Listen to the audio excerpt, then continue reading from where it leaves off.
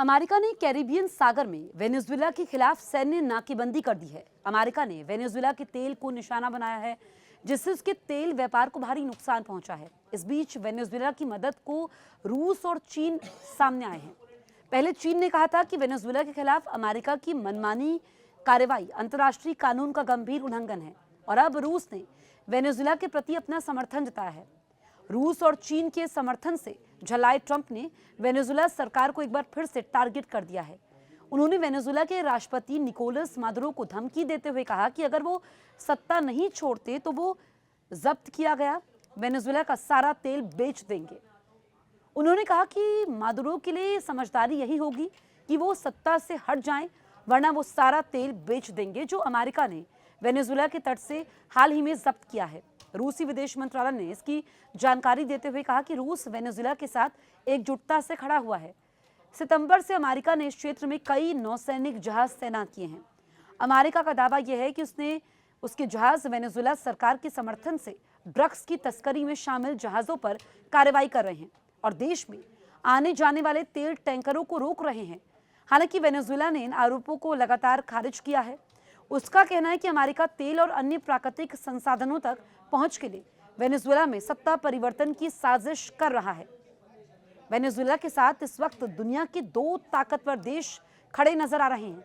सोमवार को रूसी विदेश मंत्री सर्गेई लावरोव ने अपने वेनेजुएलाई समकक्ष इवान गिल से फोन पर बातचीत की। रूसी विदेश मंत्रालय ने उनके बयान के अनुसार लावरोव ने कैरिबियन सागर में अमेरिका की लगातार बढ़ती उकसावे वाली कार्रवाइयों पर गंभीर चिंता जाहिर की। उन्होंने कहा कि अमेरिकी सैन्य जमावड़ा क्षेत्र के लिए दूरगामी परिणाम ला सकता है। इससे अंतर्राष्ट्रीय समुद्री नौकाओं के आने जाने पर खतरा पैदा कर सकता है। वीकेंड में आई कई मीडिया रिपोर्ट्स में अमेरिकी अधिकारियों के हवाले से कहा गया है कि अमेरिकी कोस्ट गार्ड अंतर्राष्ट्रीय जल क्षेत्र में वेनेजुएला से जुड़े एक तेल टैंकर का पीछा कर रहे हैं। बीते 2 हफ्ते में अमेरिकी बल पहले ही 2 टैंकर जब्त कर चुके हैं। सितंबर से अब तक अमेरिकी नौसेना वेनेजुएला के कई जहाजों पर हमले कर चुकी है। उनका दावा है कि ये जहाज ड्रग्स ले जा रहे थे, इसलिए उन्हें निशाना बनाया गया। राष्ट्रपति डोनाल्ड ट्रंप ने यह भी चेतावनी दी कि वेनेजुएला में जमीनी हमले बहुत जल्द हो सकते हैं। वेनेजुएला ने अपने तट के पास अमेरिकी नौसेना के तेल टैंकरों की जब्ती को समुद्री डकैती करार दिया है। वेनेजुएला ने अमेरिका पर आरोप लगाया है कि ट्रंप प्रशासन वेनेजुएला में कठपुतली सरकार स्थापित करने की कोशिश कर रहा है।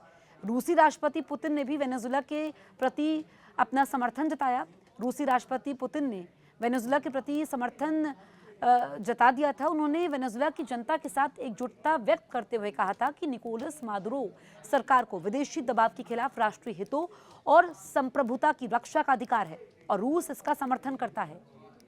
चीन भी वेनेजुएला के साथ खड़ा हुआ है। इसी महीने की शुरुआत में चीन के विदेश मंत्रालय ने भी वेनेजुएला का समर्थन करते हुए कहा था कि बीजिंग एक तरफावाद और दबंगई के सभी कृत्यों का विरोध करता है। सोमवार को भी चीन के विदेश मंत्रालय ने इस पर अपनी प्रतिक्रिया दी। चीनी विदेश मंत्रालय के प्रवक्ता लिन जियान ने कहा कि विदेशी जहाजों को मनमाने ढंग से जब्त करना अंतर्राष्ट्रीय कानून का गंभीर उल्लंघन है। उन्होंने कहा चीन हमेशा ऐसे अवैध एक तरफा प्रतिबंधों का विरोध करता है जिनका अंतर्राष्ट्रीय कानून में कोई आधार नहीं है और जिन्हें संयुक्त राष्ट्र सुरक्षा परिषद की मंजूरी नहीं है। चीन उन सभी कार्रवाइयों का भी विरोध करता है जो संयुक्त राष्ट्र चार्टर के उद्देश्यों और सिद्धांतों का उल्लंघन करती है, अन्य देशों की संप्रभुता और सुरक्षा को ठेस पहुंचाती है या एक तरफा दबाव डालती है।